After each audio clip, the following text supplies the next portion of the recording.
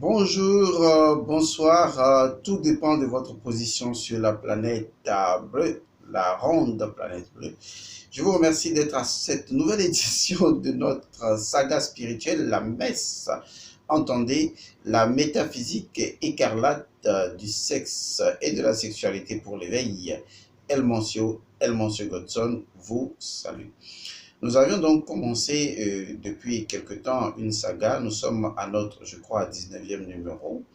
Et si vous voulez avoir une petite mémoire, eh bien, suivez les précédentes vidéos. Aujourd'hui, nous allons continuer ce que nous avions laissé de par le passé, à savoir l'histoire du chapitre 3 de la Genèse. Et je vous rappelle que nous ne sommes pas encore au niveau où il faut expliquer, faire comprendre le contenu étapiquement de ce chapitre-là.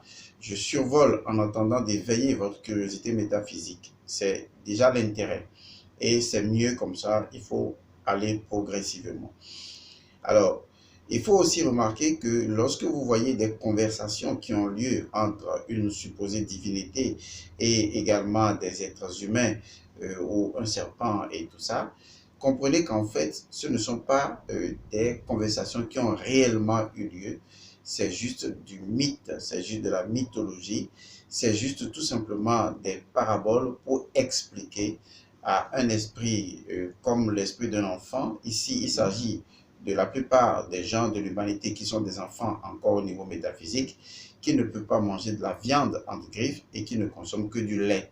Et le temps de grandir, de mûrir pour pouvoir comprendre les choses dans leur essence. Mais néanmoins, si vous êtes d'accord sur le fait qu'il n'y a pas eu réellement échange, comme je vous dis bonjour, bonsoir, mais que les initiés ont dû traduire sous forme de langage humain des principes métaphysiques, ils ont fait parler les principes, ils ont fait discuter les principes entre eux. Et vous avez comme l'impression que des gens ont parlé alors que des gens n'ont pas parlé, il y a eu qui change de principe. En fait, les principes s'énoncent ou ils ont compris et fait interagir les principes pour que celui qui est initié comprenne qu'au-delà des images comme la fable de La Fontaine ou autre, qu'on dépasse, n'est-ce pas, disons, les animaux ou l'animalerie qui est mise en scène et qu'on entre beaucoup plus en profondeur dans les principes que ces images, disons, parfois paradoxales, incarnent. Tout comme l'Égypte l'a fait, c'est la métaphore. C'est le transport d'une idée par, n'est-ce pas, une autre. Et ça, c'est très important à garder à l'esprit. C'est pourquoi je dis qu'on va y revenir. Mais ce qui nous concerne aujourd'hui, c'est toujours ce chapitre 3. Et je voudrais vous expliquer la raison d'être de ce chapitre ou le fondement de ce chapitre. Le chapitre 3 repose sur une science, la science de l'immortalité. Je dis bien la science de l'immortalité. Il y a eu de par le passé des êtres immortels, des personnes dont l'existence de vie défiait l'imagination, des personnes dont la durée de vie défiait l'imagination. Aujourd'hui, les hommes sont esclaves de cette relativité qu'est le temps. Et ils croient qu'ils ont 10 ans, 50 ans, 60 ans, 80 ans.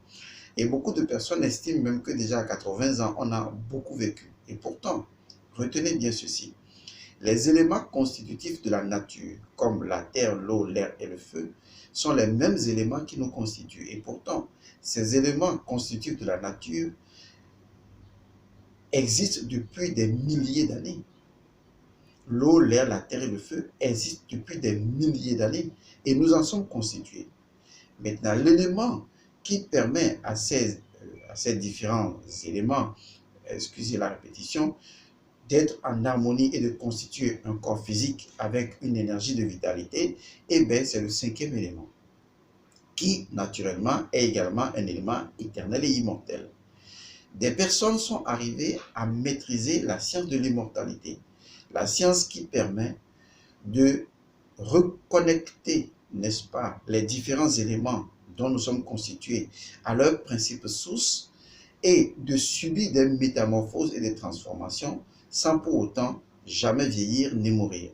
Et vous pouvez avoir des personnes qui ont 2000 ans, 3000 ans, 5000 ans d'âge ou même à la limite 10 000 ans d'âge et vous connaissez enfin, le légendaire Thoth, Hermès ou Djibouti, dont l'âge dépasse l'imagination parce que il est, selon, n'est-ce pas, les légendes, il a toujours été, il est, il sera, il ne meurt pas, selon les initiations de la mentie, pardon. Donc, on reconnaît là une chose essentielle. La science de l'immortalité a toujours existé. En quoi consiste cette science de l'immortalité? C'est la science que les Grecs vont appeler Ouroboros. C'est la science de l'Ouroboros. C'est la science du serpent. Il est clair que le serpent représente l'énergie vitale de notre univers. Voilà ce que je vais vous expliquer. Le serpent représente l'énergie de vitalité de notre univers. Le serpent que nous avons à la colonne vertébrale, à la base de la colonne vertébrale, appelé Kundalini, le mot Kundal veut dire bobine à 3 rayons, igné donc l'énergie. Donc la Kundalini n'est que la phase descendante finale de cette énergie universelle que nous appelons en égyptologie le Ka, c'est-à-dire le Ka universel, l'énergie universelle primordiale, à partir de laquelle tout va être créé. Ça, c'est très important à garder. Et donc, ceux qui sont arrivés à maîtriser cette énergie de vitalité que nous appelons d'une certaine manière le serpent, et je rappelle, le serpent est l'énergie vitale de notre univers. C'est l'énergie de vitalité. Le serpent représente l'énergie primordiale.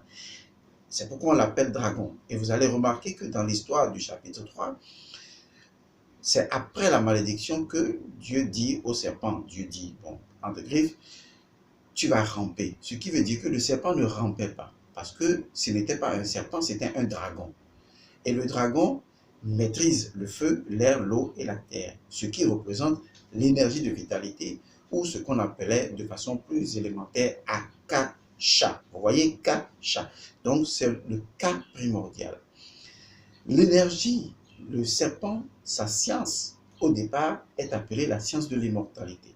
Lorsque vous maîtrisez ce serpent, lorsque vous maîtrisez cette énergie, vous pouvez vivre physiquement éternellement. Oui, ça paraît dément, mais je vous assure, vous pouvez vivre éternellement, vous pouvez vivre longtemps. Ce sera la science future.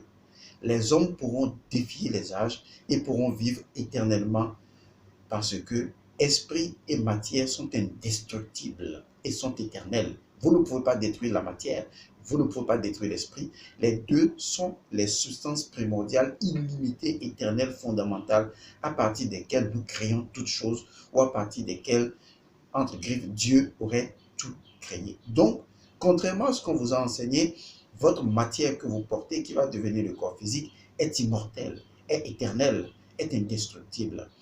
Cela peut subir des transformations sans jamais disparaître. Donc la science de l'immortalité est une science rare parce que cela permet de maîtriser la réincarnation et le karma et de conserver le fil de la mémoire en éradiquant le voile de l'oubli et de continuer dans la permanence la vie éternelle. Vous voyez, c'est une science extrêmement cachée et c'est le fondement secret de la métaphysique écarlate. Je suis en train de vous faire prendre la route de l'immortalité. Pas l'immortalité après la mort de votre corps physique. Je dis bien l'immortalité dans le corps physique en chair et en os. Selon vous, qu'est-ce que le corps physique?